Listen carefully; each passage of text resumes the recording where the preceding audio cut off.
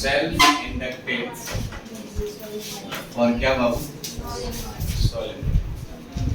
Self inductance for solenoid. भाई किसी solenoid के अंदर सेल्फ इंडक्टेंस फाइंड करना क्या तरीका हो सकता है? वैसे सेल्फ इंडक्टेंस का बेसिक पैटर्न है L is equal to pi upon में I, क्लियर है? या L is equal to E upon में minus di by dt, which is rate of decreasing current। सवाल ये है कि किसी सोलेनोइड के अंदर सेल्फ इंडक्टेंस आपको फाइंड करना हो तो सबसे पहले पैटर्न क्या लगाना है? देखिए ध्यान से, एक सोलेनोइड बनाना है,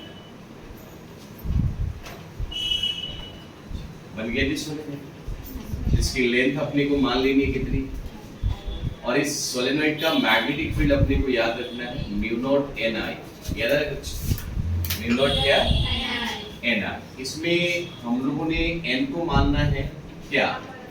टोटल नंबर ऑफ टर्न्स। ये बात दिमाग में रखिएगा, टोटल नंबर ऑफ, और इसमें जो स्मॉल एन है इसको मानेंगे क्या हम? Number of turns per unit length. हालांकि तीसरे चौथे चैप्टर से लोग मान रहे हैं पर यूनिट क्या बाबू, ये ऐसा हमने मान लिया। तो यदि n को number of turns per length बोल रहे हो, कैपिटल N को टोटल नंबर ऑफ टर्न्स बोल रहे हो, इसलिए कैपिटल N का वैल्यू क्या हम NL लिख सकते हैं, टोटल नंबर ऑफ टर्न्स। तो यहाँ से आप स्मॉल n का वैल्यू फाइंड करोगे तो n बाई क्या हो जाएगा? जरूरत पड़ेगी तो हम इसका यूज यहाँ तक कोई नहीं। अब मान लीजिए इस सोलेनोइड के अंदर आपने करंट को फ्लो करा, दैट इज I। जब करंट फ्लो करेगा तो ऑब्वियस सी बात है कि इसका फ्लक्स चेंज होगा, है कि नहीं? फ्लक्स चेंज होगा तो सबसे पहले फ्लक्स से पहले इसका मैग्नेटिक फील्ड चेंज होगा। तो हम आपसे पहली दफा बता दें कि जैसा कि आप शुरू से जानते आए हैं, the magnetic field for solenoid कितना होता है? सोलेनोइड का मैग्नेटिक फील्ड होता है म्यू नॉट एन आई, ठीक है? तो हम पहले क्या करते हैं, मैग्नेटिक फ्लक्स, मैग्नेटिक क्या for each turn off the solenoid, और ईच टर्न ऑफ क्या बाबू, प्रत्येक टर्न का मैग्नेटिक फ्लक्स निकालते हो तो उस फ्लक्स का फॉर्मूला होता है बाबू P कितना लिखा आपने?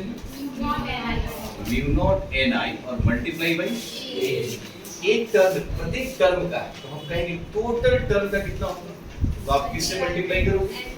कैपिटल N से। तो आप क्लियर कहोगे कि नाउ मैग्नेटिक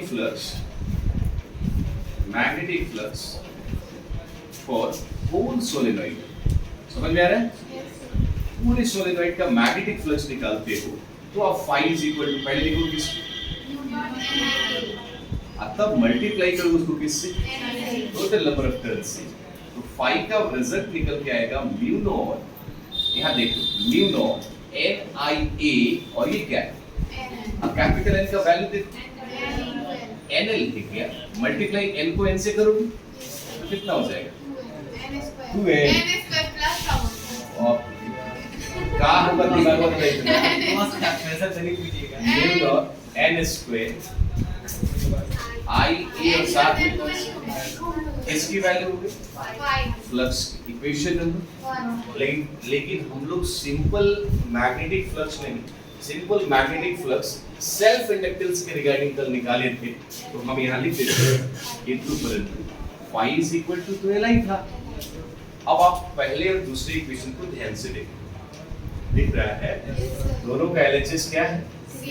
तो RHS भी, तो हम आपसे ऐसा कहें कि फ्रॉम इक्वेशन फर्स्ट एक कौन सा भाई, LHS सेम है तो RHS भी सेम हो, तो आपने को लिखना है Li is equal to कितना हो जाएगा?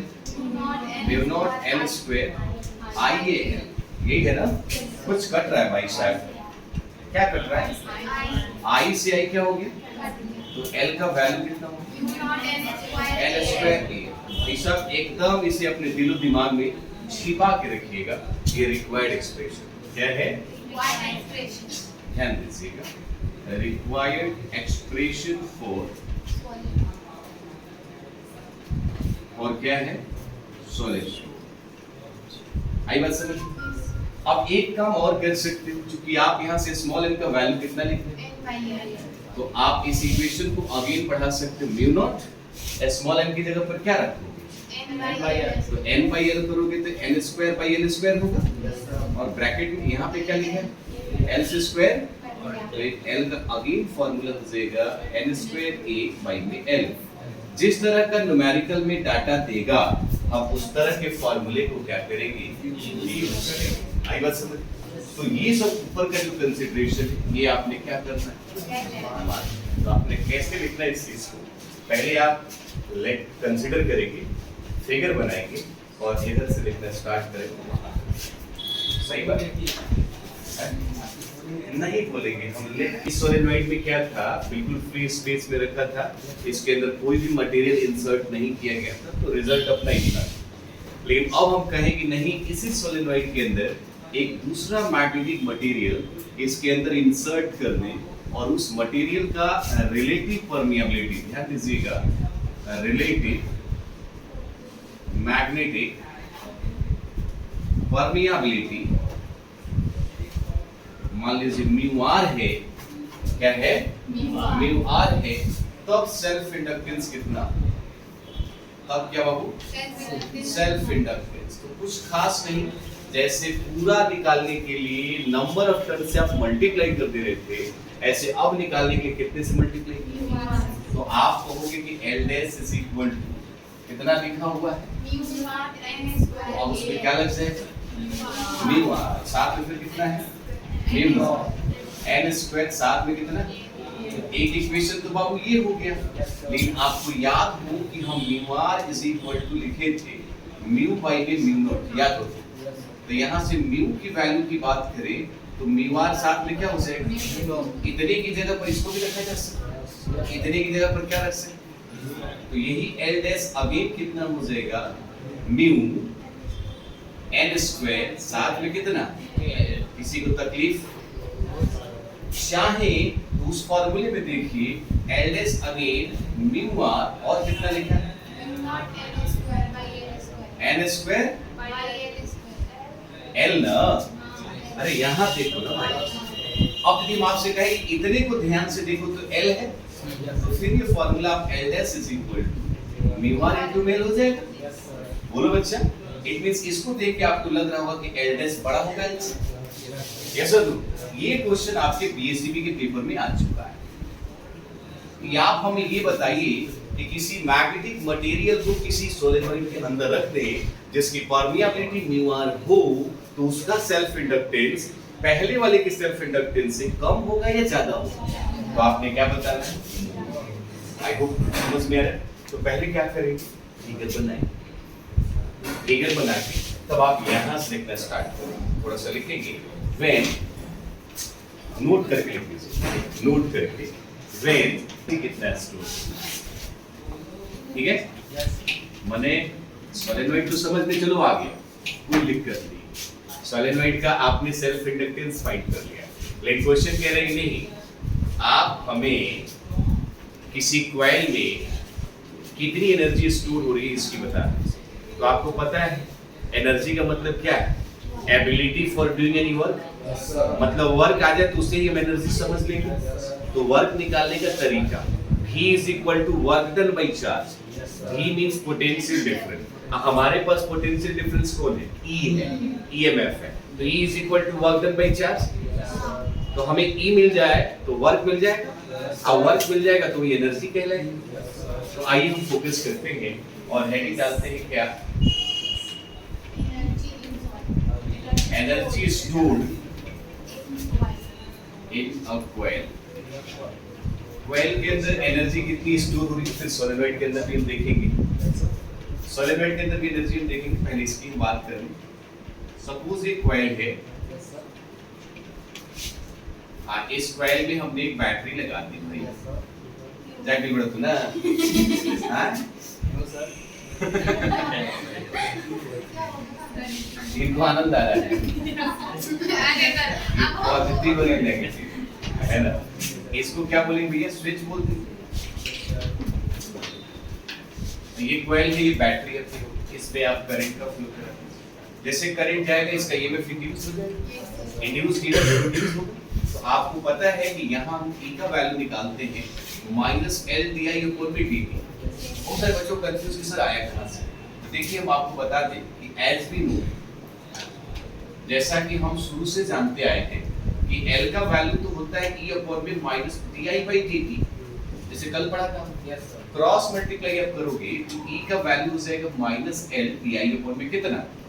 बट जब आप मैग्नीट्यूड की बात करोगे, खाली पढ़े थे आप, बोलो बच्चा, मैग्नीट्यूड में E का वैल्यू हो जाएगा L di/में क्या। अब E मिल गया तो हमें क्या फाइंड करना है, वर्क। तो आपको पता है therefore E is equal to, या P is equal to work done by क्या होता है बाबू, वर्क इधर कर दो तो ये हो जाएगा E इनटू में कितना, छोटा सा वर्क डन निकालना है तो क्या लगा देंगे, और E इनटू में कितना हो जाएगा। तो भैया dW is equal to E का ये वाला वैल्यू उठा लो, कितना लिखा बता दो, L di बाई क्या, इनटू में कितना। भाई किसी एक D को तो हटाना होगा, तो कुछ चांडाल लोग होते हैं जो D से D काट देते हैं, ऐसी गलती नहीं करना है, यहाँ समझदारी दिखानी है कि guys dW is equal to L di रहने दीजिए, और यहाँ हम D के ऊपर वाला नीचे वाला dt इसके साथ लगा दीजिए। ऐसा कर देंगे तो एक फार्मूला बन जाएगा, करंट और टाइम का रेशियो, तो चार्ज और टाइम का रेशियो करंट। तो आप ऐसा कह सकते हो कि किंतु परंतु dQ/dt का वैल्यू गाइस आप क्या लिख सकते हो, तो dW is equal to L कोई दिक्कत नहीं, इसको इसके साथ लिख दो, Li इनटू में क्या। अब बहुत सारे बच्चों का यहाँ सवाल होता है कि सर आपने I को I से मल्टीप्लाई क्यों नहीं, तो डिफरेंशिएशन ये प्रोसेस नहीं होता है। भाई अब D को हटाना है, क्या कर ली, अरे D को हटाना है, क्या कर, मिटा दे, इंटीग्रेशन dW इंटीग्रेशन Li साथ में di, कहाँ से, जब करंट नहीं था, जब करंट हो जाएगा तो कौन सा, maximum. I not represent maximum here, तो dW का इंटीग्रेशन क्या होगा, W, और L को बाहर निकालो, इंटीग्रेशन 0 से I नॉट तक। I नॉट को याद रखिए, मैक्सिमम करंट कहेंगे। I का इंटीग्रेशन कितना होगा, पहले लिख देते हैं I di, L ठीक है, I का इंटीग्रेशन होता है वो I स्क्वायर बाई, अरे पावर में एक जोड़ देते हैं, और 0 से कहां तक, I नॉट। रूल कहता है कि इसकी जगह पर एक बार अपर लिमिट, अब माइनस में एक बार लोअर लिमिट, तो भाई साहब ये हो जाएगा I not square by 2 minus में 0 स्क्वायर बाई, ये मोहल्ला खत्म, तो कितना बच जाएगा, 1/2 Li नॉट स्क्वायर, यस और नो। तो बाय डेफिनेशन आपने खुद बोला था, मेरी गलती नहीं है, कि आपने कहा था वर्क ही एनर्जी है। So guys energy is equal to T, पढ़ ही गया था जमाने से, तो U इज इक्वल टू कितना हो जाएगा, Li नॉट स्क्वायर, यस और नो। ये रिक्वायर्ड एक्सप्रेशन हो जाएगा कि स्क्वायर में इतनी एनर्जी स्टोर हुई है। ध्यान रखिए, energy stored in the coil, yes no, लेकिन I नॉट क्या है, मैक्सिमम करंट। L क्या है, देखो कितना चंडाल है, सोच रहा है लेंथ है, अरे बाप को बाप, लेंथ नहीं है, ये सेल्फ इंडक्टेंस है। आप सबने पढ़ा है, हाँ रागिनी बोली है, कौन बोले हो, नहीं पता, आप ही बोल रहे हैं, बोल रहे नहीं मार गई, मत समोसा निकल गई, सब पेटर ले इंसान को सर हम आधा लिखिए, आप सोच रहे आधा लिखिए, आधा बताइए क्या पढ़ रही हो, क्या पढ़ रही हो।